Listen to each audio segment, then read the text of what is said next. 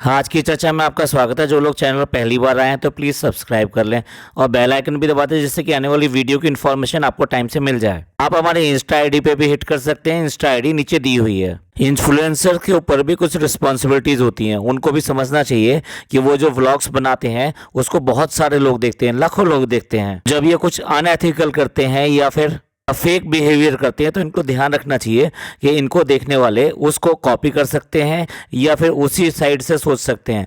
And it is not a comedy कि भाई आप ये सब चीज़ें कॉमेडी के लिए कर रहे हैं। जिस तरह से अब्बा के व्लॉग आते हैं और वो बिल्कुल भी ये नहीं देखती कि वो किस एज ग्रुप को डिफाइन कर रही है, कि उसके बिहेवियर जो है बिल्कुल अलग दिखाई देते हैं। और ये जो इस तरह के व्लॉग्स बनाती है उसमें ये पूरी तरीके से फैमिली व्लॉग होते हैं, लेकिन फैमिली व्लॉग के ऊपर भी अगर ये इस तरह की चीज़ें दिखाती रहेगी, ये बच्चों से रात का कमरा सजवाती रहेगी, ये होटल में जाके वो कमरा दिखाती रहेगी जिस पर फूल पड़े हैं, भाई कोई एज ग्रुप या कोई एक्टिविटी ऐसी होगी जब आप ये सब करना बंद करोगे, क्योंकि ये सब चीज़ें फैमिली में अच्छी नहीं लगती हैं। ना जाने कितने सारे छोटे बच्चे और ये सब देखते हैं इसके व्लॉग्स को, और वो कहते भी हैं कि हमारे बच्चे भी जो बड़े प्यार से देखते हैं और वो बात भी करती हैं। अभी कुछ दिन पहले ही जब वहाँ गई थी एग्जीबिशन में तो कितने सारे बच्चे इसके साथ में सेल्फी लेके गए थे, और कई बच्चे ये भी कहते हैं कि हम आपका व्लॉग देखते हैं और हमारा बहुत मन करता है, और फैमिली वाले स्पेशली दिखाते हैं कि आओ चलो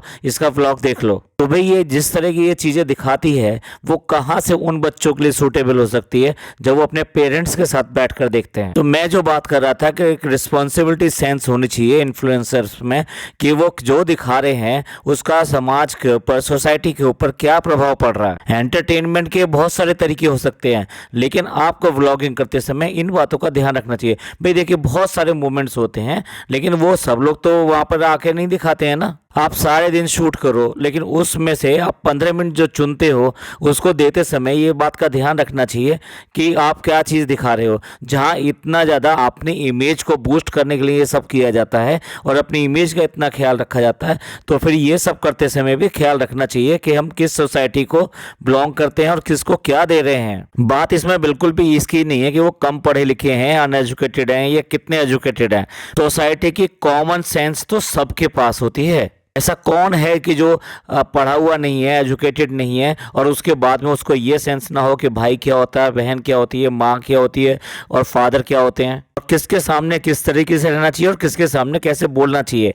इसके लिए हमें कोई कॉलेज, कोई स्कूल या कोई डिग्री ये सब लेने की ज़रूरत नहीं है। ये हमारे अपने घरों में सिखाया जाता है और उसी से हम सीख कर बड़े होते हैं। जिस तरीके से घर के अंदर अगर 3-4 या जो भी बच्चे हैं उसमें जो सबसे बड़ा होता है उसको सारे लोग क्या कहते हैं, उसको ये कहते हैं कि भाई तुम बड़े हो, तुम मैच्योर बनो, तुम इस तरह की चीज़ें मत करो, तुम छोटी बच्चों की तरह हरकतें मत करो। इट मीन्स हमारी सोसाइटी हमें सिखाती है कि बड़े हैं तो आप कोई छोटी हरकत नहीं कर सकते, और जिनमें समझ इस बात की आ जाती है वो ये करते भी नहीं है। वो 4 बार सोचते हैं कि भी इस तरह करेंगे तो मेरे जो छोटे हैं उन सब पर क्या प्रभाव पड़ेगा। ये जस्ट मैंने एक एग्जाम्पल के लिए बताया कि हमारा किस तरह से फैमिली कल्चर चलता है और किस तरह से हम बड़े होते हैं और ग्रोन अप होते हैं। यहाँ ये जिस तरीके से अपने एज के हिसाब से बिहेव नहीं करती वो तो चलिए एक अलग बात है, और हो सकता है वो इस जानबूझ के इस तरह से करती है क्योंकि उसको इसमें एंटरटेनमेंट दिखाई देता है। लेकिन इस तरह से बार बार जो ये कपल के रिलेशन को एक्सप्लोर करने की कोशिश करती है अदर वे में, वो चीज़ गलत है। क्या वो भी चीज़ क्या कोई एंटरटेनमेंट है? भाई आप फैमिली शो बना रहे हो तो ये एंटरटेनमेंट नहीं है।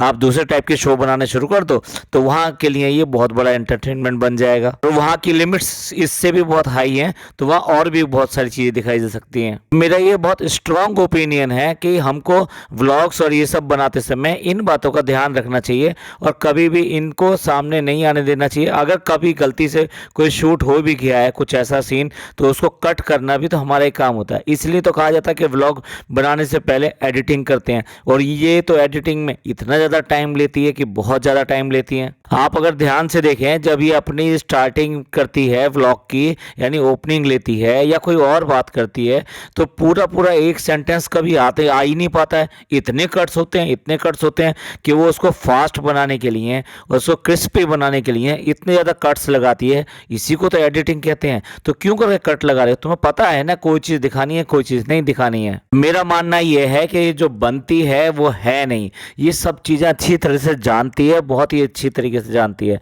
और उसी के बाद में ये दिखाती है, और सब चीज़ों के असर भी जानती है। इसीलिए कभी किसी को शेड करा देती है और कभी किसी को ज़्यादा दिखा देती है कि भाई इसको देखो ये क्या गलतियाँ करते हैं और कैसे गलतियाँ करते हैं, जिससे कि पब्लिक उसके ऊपर चढ़ जाए। तो ये जानबूझ के हर चीज़ अपने जानबूझ कर ही दिखाती है। ऐसा बिल्कुल भी नहीं है कि इसमें कोई अकल की कमी है या ये एज मैटर जो हम सब लोग बात करने लगते हैं, ये भी नहीं है। क्योंकि अगर छोटे बच्चे यानी कि जैसे मेहर है या फिर ज़ारा है, उनको समझ हो सकती है, तो इसको समझ क्यों नहीं हो सकती? या कोई भी इनकी IQ नापने के लिए नहीं आ रहा है कि इनकी IQ कितनी है, कितने इंटेलिजेंट है, ना ना। चलिए, मेरे पास कुछ कमेंट्स आए थे इस चीज़ को हाईलाइट करने के लिए, तो मैंने अपने तरीके से इसको हाईलाइट किया है। आप सब लोग इसके बारे में क्या सोचते हैं, प्लीज़ कमेंट करके ज़रूर बताइएगा। ये लौट के आते हैं व्लॉग पर, जो कि व्लॉग इसका आधा अधूरा रह गया था पिछले पॉडकास्ट में। अब देखिए, ये गिफ्ट्स और इन सब चीज़ की कितनी ज़्यादा लालची है। मुंह से ये कहती है कि नहीं मुझे नहीं चाहिए, मुझे नहीं चाहिए, लेकिन बताइए जो इनकी हाउस हेल्प है उससे भी गिफ्ट ले रही है, और एक बार भी ये नहीं कहा कि आप ये क्यों लेकर आए। नहीं नहीं, आप नहीं लेकर आया करिए, हमें अच्छा नहीं लगता। आप जो हमें इतना ज़्यादा प्यार करती हैं, हमें तो वही बहुत अच्छा लगता है। बताइए, इतने स्मॉल स्मॉल गिफ्ट्स का ये करेगी क्या? बट होता है क्या, एक नियत होती है, या किसी के पास कितना भी हो लेकिन उसके बाद में भी उससे नियत नहीं भरती है, उसे और लगता है कि और चाहिए और चाहिए। और ख़ास तौर से जो गरीब से अमीर बने होते हैं, ये उनमें ललक कुछ ज़्यादा ही होती है। समवेयर उनके अंदर कुछ ना इनसिक्योरिटी होती है, डर होता है, और जो उन्होंने पिछले दिन देखे होते हैं उनको देखकर वो और भी ज़्यादा घबराते हैं। कंपनीज वगैरह इन सब में काम करते हुए मैंने एक से एक बड़े चमचे देखे हैं, लेकिन भाई इससे बड़ा चमचा नहीं देखा। गुटखा किंग जो हरकत करता है वो सबसे ही नायाब होती है। रेस्टोरेंट को डेकोरेट किया जा रहा है क्योंकि मालकिन आने वाली हैं।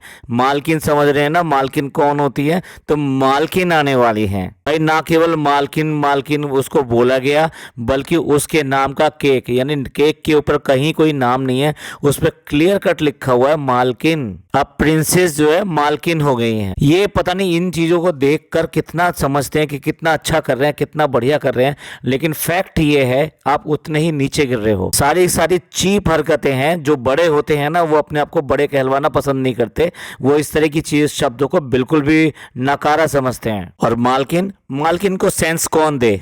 तो बर्थडे पर ड्रेस पहनी, वो उसका सबने हाल देख ही लिया।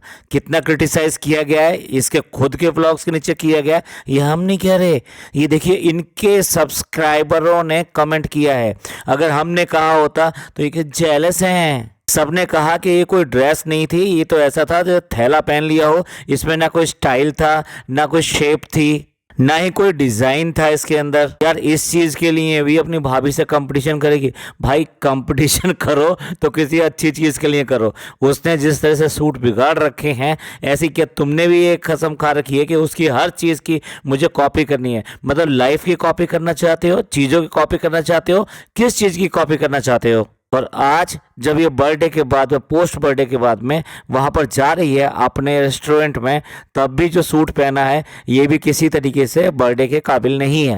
मैं यहाँ थोड़ा सा इनके स्टैंडर्ड की बात कर रहा हूँ कि भाई जिस तरह से ये सूट वूट के लिए बहुत ज़्यादा करते हैं, उसके बाद में अगर ये सूट निकल कर आया तो भाई बस अल्लाह ही मालिक है। और उसके बाद में भी लोग जो है इसको अपना इतने सारे सूट भेज कर एडवर्टीजमेंट कराते हैं, इससे प्रमोट कराते हैं। जिन लोगों को ना तो फैशन की सेंस है, ना ड्रेस की सेंस है, ना डिजाइन की सेंस है, वो आज की डेट में देख लीजिए इन्फ्लुएंसर बने बैठे हैं। ये मालकिन वर्ड को ज़्यादा पसंद आ रहा है, इसलिए फ्लावर से भी डेकोरेट किया है और केक के ऊपर भी है।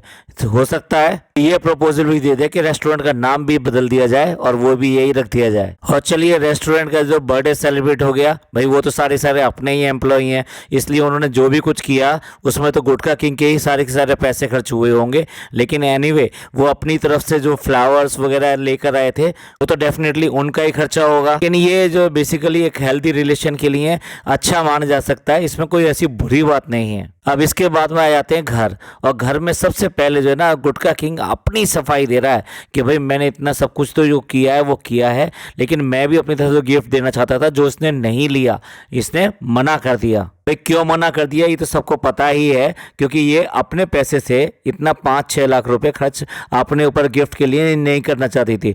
ऑलरेडी इसने अपने होटल में पार्टी दे दी, और उससे पहले कल 5 स्टार होटल में इसने दावत दी थी, उसके बाद में फिर रात को वहाँ स्टे भी किया था, और ये सब करने में बहुत सारा इसका पैसा खर्च हुआ होगा। तो सच में अंदर से इसकी जान ऐसी हो रही होगी भाई ये क्या हो गया, ये क्या हो गया। मतलब ये सिर्फ और सिर्फ मेरे लिए करते तो अलग बात थी, पर इन्होंने सबको एंजॉयमेंट करा दिया, और मेरे इतने ज़्यादा पैसे खर्च हो गए। उसके बाद में अपने ही पैसों से मैं अब बहुत ज़्यादा कीमती गिफ्ट खरीदूँ, तो मुझे खरीदना होगा तो मैं वैसे खरीद सकती हूँ, लेकिन इस मौके पर नहीं लूँगी।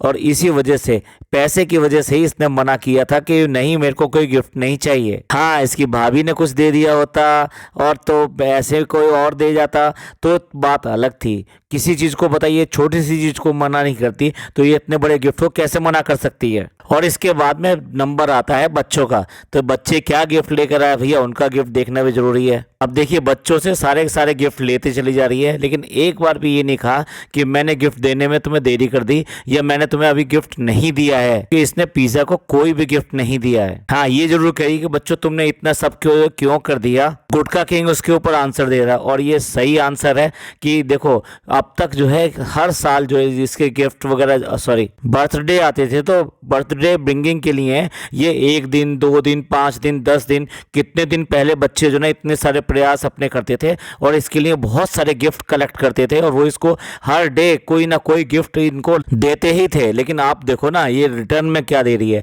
इन बच्चों का कंट्रीब्यूशन इसके कंटेंट के लिए कितना ज़बरदस्त रहता है, चाहे वो बर्थडे आ जाए या कोई और एक्टिविटी आ जाए, या रोज़मर्रा की जो व्लॉग्स होते हैं वो हो गए, इनमें कितना ज़्यादा कंट्रीब्यूशन रहता है। उसके बाद में इसका मनी उसको देने के लिए कुछ नहीं है, हाँ लेने के लिए ज़रूर रहता है कि थोड़ा मिला है, ज़्यादा मिला है, अच्छा मिला है या बुरा मिला है। तो हमने पहले कहा था ना नीयत, वो नीयत वाली बात है, और उसी की वजह से ये सब चीज़ें लेना लेना लेना, बस यही इसकी ज़िंदगी में रह गया है। और सुतारा बेगम जी का तो रह गया था गिफ्ट, तो उन्होंने भी आके जो पैसे पकड़ा दिए, जो आई थिंक 5000 रुपीज़ थे, तो उनसे खुद ही बोलती है कितने ये कमाल है भाई, देने वाले की भी बेइज्जती। लगे तो नानी ने भी अपने पैसे दे दिए, इसको किसी को भी रिफ्यूज नहीं करना है। हाँ, गुटखा किंग को जरूर समझा रही है कि तुम जो छोटा मत करना, तुमने गिफ्ट नहीं दिया है। तो कैसी कैसी बातें करते हैं, मुझे तो ऐसा लगता है जैसे दोनों की मिली भगत है, और उसके बाद में ये सारे डायलॉग्स बोले जाते हैं। अम्मा को अच्छी तरह से पता है किसकी चापलूसी करनी है, किसकी चमचागिरी करनी है, क्या क्या वर्ड बोलने हैं। भाई इस उम्र में भी वो इन सब चीज़ों से बाज नहीं आती। जब देखो जब जो है इसी की तारीफ करती रहती हैं, और फनी की तारीफ करती रहती हैं, क्योंकि उसे पता है सब कुछ जो मिलना है वो इसी से मिलना है। जबकि दूसरी बेटी भी उसकी यहीं पर रहती है, उस बेटी के बारे में कभी कोई लफ्ज नहीं निकलते, उससे तो लड़ती झगड़ती सी रहती है हमेशा। हाँ, तो ये रेस्टोरेंट वगैरह होकर रहे हैं, फिर भी उसके बाद पतीला भर की जो बिरयानी आ गई है, और खाना फिर दोबारा शुरू हो गया। यानी कि इनका जो व्लॉग है वो खाने से शुरू होता है और खाने पे भी खत्म होता है। और उसमें भी ऐड करना ना भूले, पूरा बोल दिया कि भाई क्या क्या हमने स्कीम चलाई हुई है, क्या क्या चल रहा है। व्लॉग और एडवर्टीजमेंट सारे साथ साथ चलते रहते हैं, वो पेड हो या अनपेड हो।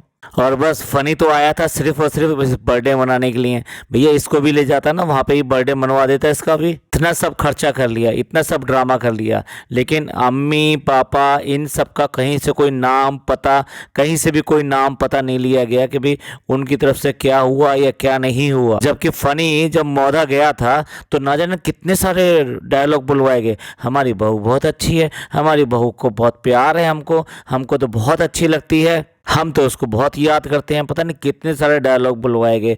भैया माँ से तो कम से कम ऐसे मत बुलवाता, जब उसका मन खुश होगा वो अपने आप ही वो बोल देगी। मतलब स्क्रिप्ट देने में माँ को भी नहीं छोड़ा, उनको भी स्क्रिप्ट पकड़ा दी। अभी पापा रह गए हैं, इनके फादर रह गए हैं, उनके पास कोई स्क्रिप्ट नहीं होती, और वो बिना स्क्रिप्ट के काम करते हैं, इसलिए वो मुंह पर ही बोल देते हैं हाँ आ गया, इतने दिनों बाद आया है, जा रहा है। मतलब जो भी कुछ है बिल्कुल टोंट के टाइम से वो बोल देते हैं जो उनके मन में होता है, जो उनको अच्छा नहीं लगता है। तो चलिए एंड करते हैं इस पॉडकास्ट का। ये पॉडकास्ट आपको कैसा लगा? अच्छा लगा तो प्लीज़ लाइक कीजिए, सब्सक्राइब कीजिए और शेयर कीजिए। कमेंट्स करना मत भूलिएगा, आपके कमेंट्स का मैं इंतजार रहेगा। थैंक यू, धन्यवाद, शुक्रिया।